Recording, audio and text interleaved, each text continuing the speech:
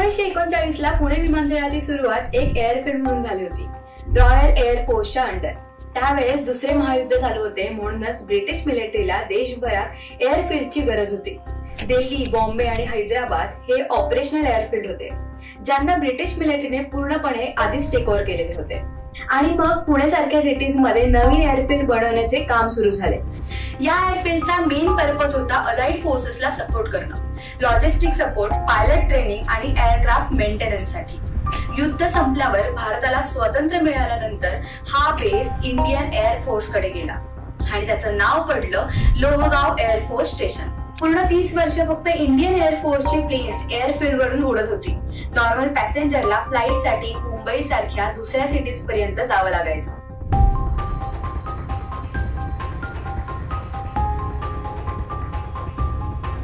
(1978) मध्ये Indian air फोर्सची permission मिळाल्यानंतर तिथून कमर्शियल फ्लाईटची सुरुवात झाली.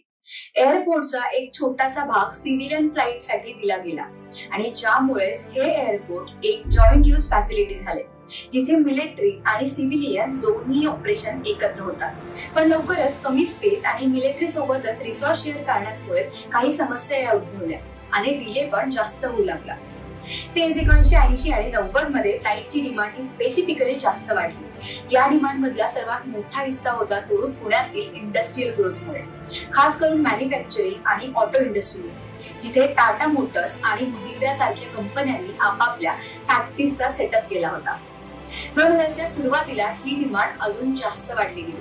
2004 आणि 2005 मध्ये 60,000 पॅसेंजर होते आणि डिसेंबर 2005 मध्ये इंटरनॅशनल फ्लाईट सुरू केल्यामुळे पॅसेंजर ट्रॅफिक ही 90,000 पर्यंत पोहोचली. ही वाढती डिमांड बघूनच एअरपोर्टच्या लिमिटेशन समोर यायला लागल्या आणि म्हणूनच एक नवीन मॉडर्न टर्मिनल बिल्डिंग बनवली गेली 100 कोटी रुपयांच्या खर्चाने, जी पूर्वीच्या तुलनेत खूप मोठी होती आणि ज्याची कॅपॅसिटी सुद्धा दरवर्षी 40 लाख पॅसेंजर सांभाळण्याची होती. हा नवीन टर्मिनल 12,000 स्क्वेअर फीट मीटर पर्यंत पसरलेला होता. या प्रोजेक्ट मध्ये रनवे 1 अपग्रेड करण्यात आला होता, पण रनवेची लांबी मात्र वाढवली गेली होती. सुरुवातीला मुंबई जवळ असल्यामुळे ट्रॅफिक कमी होती, पण मागणी वाढल्यामुळे ट्रॅफिकही वाढली.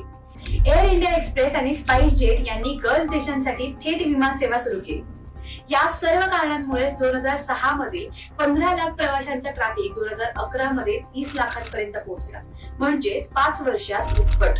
ऑथॉरिटीजला समजलं की जर पुढे काही केलं नाही तर 40 लाखांची क्षमता लवकरच ओलांडली जाणार आहे. म्हणूनच त्यांनी दुसरं टर्मिनल म्हणजे T2 बनवण्याचा निर्णय घेतला.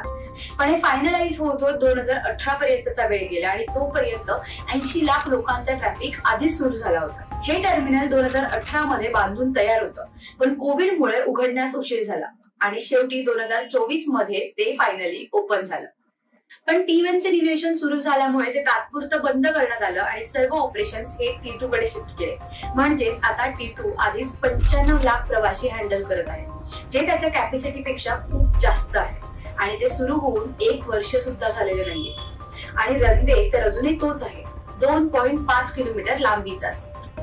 रनवे तर तसाच आहे, पण तुमच्या बचतीचा रनवे मात्र वाढू शकतोय आणि तेही आपोआप. जार हे एक स्मार्ट सेव्हिंग ऍप आहे, ज्यामध्ये तुमच्या रोजच्या खर्चातून 10 ते 20 रुपये हे सेव्ह केले जातात आणि त्याचं रूपांतर 24 कॅरेट गोल्ड मध्ये केलं जातं, तेही ऑटोमॅटिकली. किती छान ना? मग आता वाट कसली बघताय? लगेच फोन उचला आणि जार ऍप इन्स्टॉल करा. आजच्या घडीला या विमानतळावरून दररोज 60 ते 70 विमानं सुटतात. बहुतांश देशांतर्गत, पण काही आंतरराष्ट्रीय गंतव्य स्थानांसाठी विमानं आहेत, जसं की दुबई, सिंगापूर आणि बँकॉक. यासोबतच इंडियन एअर फोर्सच्या उड्डाण वेळापत्रकामुळे अनेकदा विमान उड्डाणांमध्ये अडचणी येतात आणि राष्ट्रीय सुरक्षेच्या दृष्टीने त्यांना प्राधान्य दिलं जातं.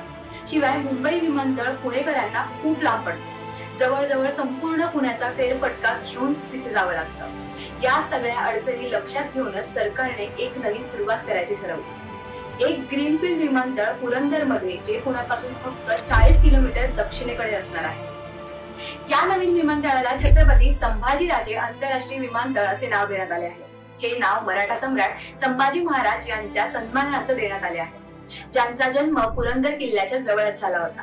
नवीन विमानतळाचे डिझाईन आधुनिक असणार आहे, पण त्याचा महाराष्ट्राची संस्कृती, परंपरा आणि भविष्यकालीन आर्किटेक्चर यांचा सुंदर संगम दिसणार आहे.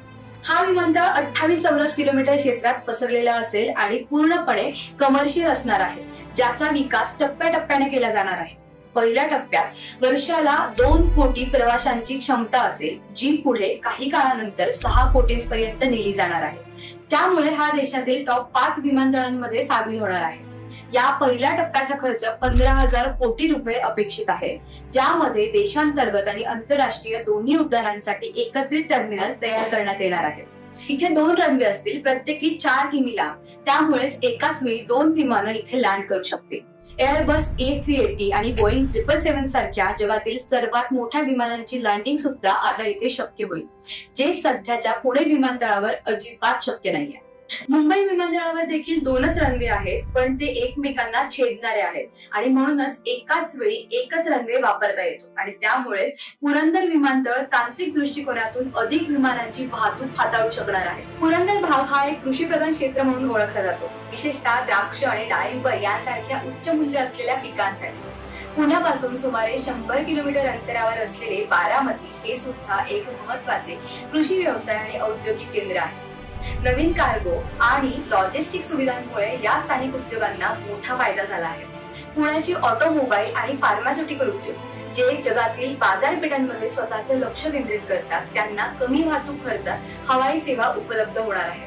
तळेगाव, चाकण, रांजणगाव सारखी उत्तरेकडील औद्योगिक क्षेत्र, जिथे Tata, Mahindra, Skoda, Hyundai, Mercedes सारख्या मोठ्या कंपन्या कार्यरत आहेत, त्यांचा निर्यात आणि आयात व्यवहार अधिक सोपा आणि कार्यक्षम होणार आहे। हा कार्गो हब संपूर्ण परिसराच्या आर्थिक विकासाला चालना देणार आहे आणि रोजगाराच्या संधी सुद्धा याने वाढणार आहेत।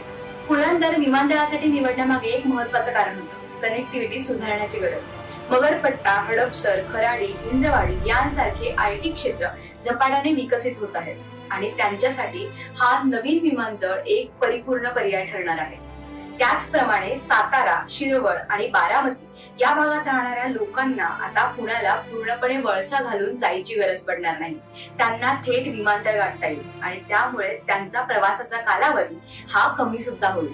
महाराष्ट्र सरकारची विशेष उद्देशासाठी स्थापन केलेली कंपनी MADC ही कंपनी संपूर्ण विमानतळ विकसित करणार आहे। या प्रकल्पात सिडकोचा 51% हिस्सा, MADCचा 19% हिस्सा आणि उर्वरित 30% हिस्सा हा MIDC आणि पुणे महानगर क्षेत्र विकसित प्राधिकरण यांच्यामध्ये वाटला जाणार आहे। नवीन विमानतळ रस्ता, रेल्वे आणि मेट्रो नेटवर्कद्वारे जोडला जाणार असून तिथे MH48 आणि MH65 यांसारख्या प्रमुख महामार्गांशी थेट संपर्क असेल। त्याचबरोबर एक विशेष रिंग रोडही तयार केला जाणार आहे, जो 30,000 कोटी रुपयांचा ट्रान्सपोर्ट मेगा प्लॅनचा भाग असलेल्या 173 किमी लांबीचा 8 लेनचा एक्सप्रेसवे असेल, जो पुणे आणि पिंपरी चिंचवड या दोन्ही शहरांना पूर्णतः कव्हर करेल। या नवीन विमानतळामुळेच आता लंडन, सिंगापूर, न्यूयॉर्क सारख्या आंतरराष्ट्रीय केंद्रांवर थेट हवाई संपर्क जोडला जाणार आहे। पुण्यातील सावित्रीबाई फुले युनिव्हर्सिटी आणि सिम्बायोसिस युनिव्हर्सिटी यांसारख्या जागतिक ख्यातीच्या शैक्षणिक संस्थांमुळे दरवर्षी हजारो परदेशी विद्यार्थी पुण्यात येतात आणि त्यामुळेच ही विमानसेवा त्यांच्यासाठी एक अत्यंत महत्त्वाची सुविधा ठरणार आहे।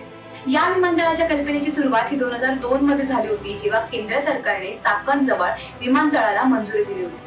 पण तेव्हा एअरपोर्ट ऑथॉरिटी ऑफ इंडियाला चाकण सर्वोत्तम वाटले होते, पण स्थानिक शेतकऱ्यांच्या विरोधामुळे तो प्रकल्प तेव्हा तिथे पुढे जाऊ शकला नाही। नंतर सरकारने प्लॅन शिफ्ट करून पुरंदर निवडले, कारण तो सपाट भूभागामुळे जास्त योग्य वाटला। महाराष्ट्र सरकारने यासाठी रुपये 200 कोटींचा प्रारंभिक भांडवली मदत मंजूर केली असून 7 गावांचा सुमारे 33 चौरस किमी भूभाग अधिग्रहित करण्याचा आराखडा सुद्धा तयार करण्यात आला आहे। हे सगळं ऐकायला किती छान वाटतंय ना, पण काही टीकाकार आता एकच प्रश्न विचारतात, ही सगळी आश्वासनं, रोजगार निर्मिती, आर्थिक विकास खरंच प्रत्यक्षात उतरणार आहे का, की हे सगळं फक्त कागदावरच पाहायला मिळणार आहे? तर हो, आराखडा तर तयार आहे, पण आता बघायचंय की सरकार याला प्रत्यक्षात आणण्यासाठी किती यशस्वी होतात ते। अशाच रोचक आणि महत्त्वाच्या माहितीसाठी आमच्या चॅनलला लाईक करायला, शेअर करायला, कमेंट करायला आणि चॅनलला सबस्क्राईब करायला अजिबात विसरू नका। पुन्हा भेटूया पुढच्या व्हिडिओमध्ये। धन्यवाद।